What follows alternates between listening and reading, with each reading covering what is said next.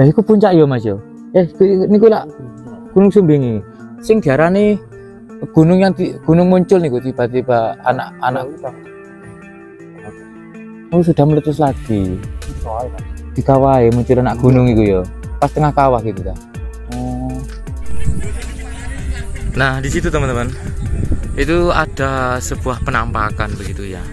Jadi di beberapa sisi dari Gunung Sumbing itu ada penampakan sosok makhluk mitologi, ada penampakan wajah, bahkan juga ada berupa penampakan hewan begitu ya teman-teman. Nah, selain juga Gunung Kelut yang kawahnya dianggap tenang begitu, namun di sisi lain kawah tersebut berbahaya juga. Jadi kawah itu ternyata bukan merupakan air yang dingin begitu teman-teman. Jadi kawah itu ternyata itu panas. Nah, buktinya adalah yang ada di hadapan kita saat ini. Di situ ada semacam kepulan asap yang dari bawah. Jadi kepulan asap itu merupakan hasil dari pembuangan kawah Gunung Kelut yang dibangun oleh Belanda pada waktu itu, merupakan sebuah istilahnya itu pembuangan air ya, yang memang tujuannya itu untuk membuang kawah Gunung Kelut. Jadi panas, itu ada kepulan asap di situ teman-teman. Nah, di bawah situ. Jadi sangat berbahaya. Namun di sisi lain, di kala-kala tertentu itu memang ada orang begitu yang ditugaskan, bukan ditugaskan sebetulnya, tapi bagian dari juru kunci Gunung Kelut, namanya Adul Kelut. Beliau itu memang kalau ada acara yang sangat-sangat penting begitu, seperti larum, memberikan sesajen begitu kepada Gunung Kelut, maka Mbah Dul Kelut itu bisa nanti turun dan masuk ke dalam kawah. Namun itu harus juga memerlukan kondisi-kondisi tertentu, tidak sembarangan waktu begitu teman-teman. Nah, di sini saya mendapatkan sebuah batu yang cukup besar. Nah, seperti ini.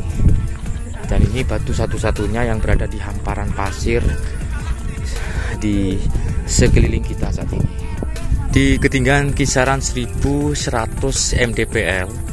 Nah, tepatnya berada di bawah ya, sedikit di bawah dari sebuah puncak gunung.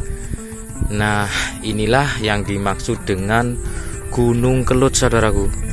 Jadi di depan kita itu adalah puncak Gunung Kelut, namun ditutupi kabut. Nah, ditutupi kabut. Dan saat ini saya berada di hamparan pasir, dan di bawah sana itu merupakan kawah dari Gunung Kelut. Di sisi lain, Gunung Kelut itu terakhir meletus di tahun 2014 dan membuat ataupun terbentuk gunung baru. Ada gunung baru di Gunung Kelut. Nah, ini namanya Gunung Sumbing. Jadi gunung ini bukan merupakan gundukan tanah ya, tapi ini adalah batu. Nah, seperti ini teman-teman. Jadi semuanya itu batu. Seperti itu. Ini saya agak naik sedikit. Nah, di situ. Insyaallah. Sebentar yo. Wih, kok anget rek hawane rek. Bentar yo. Nah, ini teman-teman. Nah, ini adalah Gunung Sumbing yang merupakan gunung yang tiba-tiba muncul ya, setelah Gunung Kelut ini meletus di tahun 2011, muncul gunung baru ataupun anak gunung dari Gunung Kelut, namanya Gunung Sumbing. Nah, ini ternyata batu, semuanya batu teman-teman, dan ini rawan longsor juga karena ini kulturnya pasir. Dan memang tempat ini merupakan tempat favorit untuk bagi teman-teman yang ingin membuat video klip ya, untuk foto-foto. Nah itu ada yang lagi membuat video klip untuk lagunya, jadi semoga viral ini lagunya yo.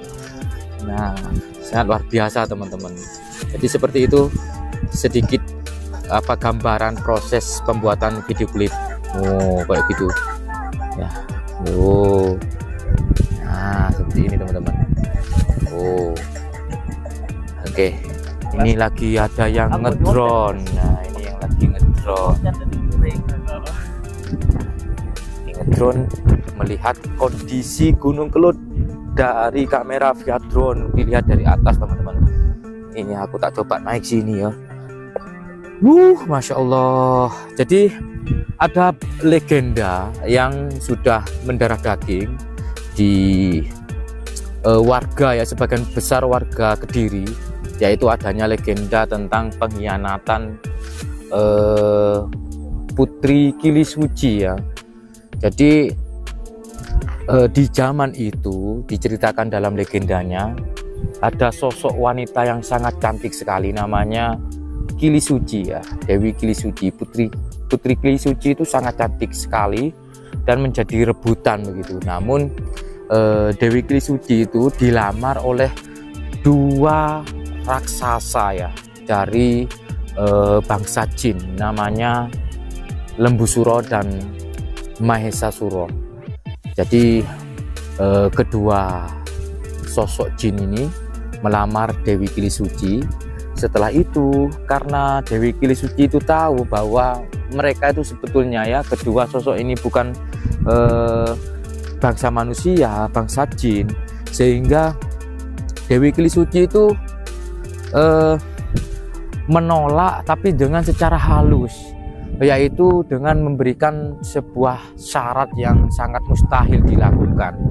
Istilahnya itu mungkin pembicaraan ataupun dialognya pada waktu itu seperti inilah istilahnya yo. Boleh melamar saya, namun syaratnya harus menggali sebuah sumur yang berada di puncak gunung. Sebuah sumur yang berada di puncak gunung. Karena memang sosoknya itu merupakan sosok dari bangsa jin ya, sehingga Mahesasuro dengan Lembusuro itu tekad untuk membuat sumur di sebuah puncak gunung. Nah, kenapa Dewi Kilisuci itu tidak mau dilamar oleh kedua sosok ini? Selain juga mereka itu adalah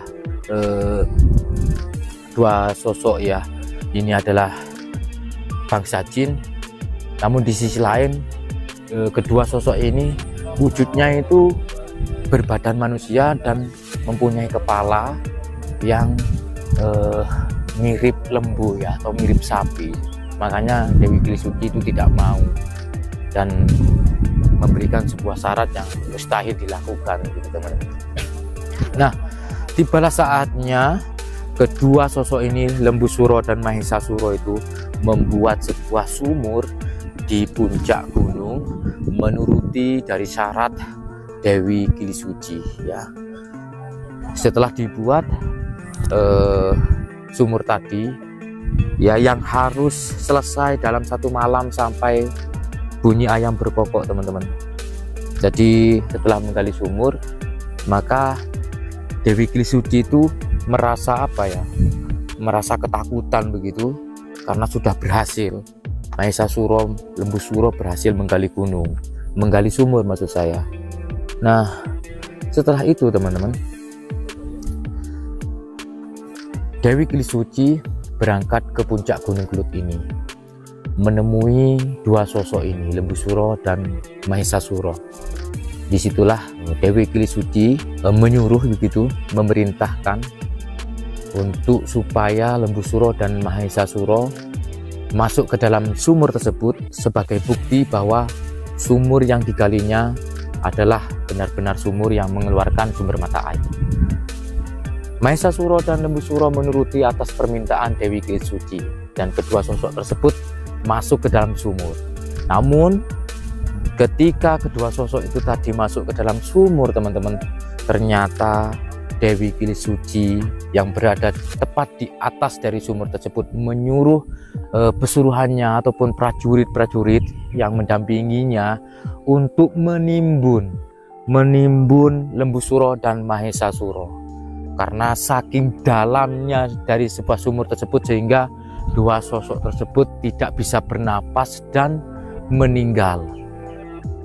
Namun teman-teman, ketika di detik-detik meninggalnya Lembu Suro mengucapkan sebuah sumpah yang berbunyi, wong Kediri bakal nemoni walesanku.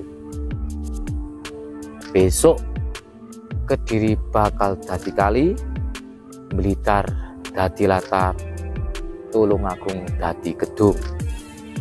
Yang artinya di kemudian hari nanti di suatu zaman orang Kediri akan menerima balasan saya,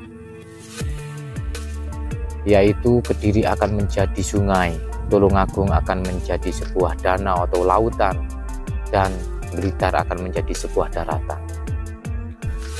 Oke teman-teman, selesai sudah eksplor di Gunung Kelut dan kita akan turun. Jadi 30.000 itu sudah pulang pergi. Nah, ini saya balik pamit. Ada nggih.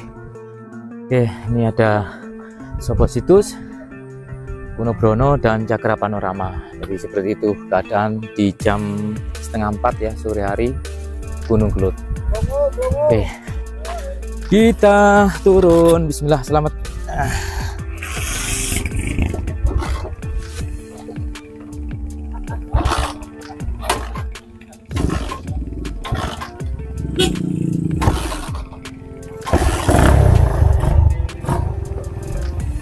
Oke. Mas, monggo. Wih. Mantap.